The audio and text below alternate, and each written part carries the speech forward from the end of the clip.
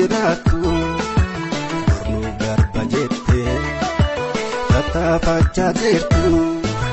barmeeqa jiraanna yaada waa hawwine dhiphanne qabeenyaaf jaalala wal namaan miidhamne wal dhabne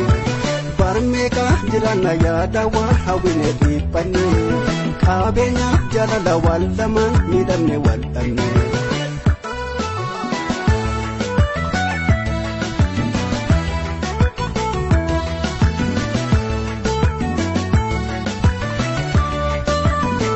Luma keetu na gartee jireenya sababa yummaa dadhabamte keenya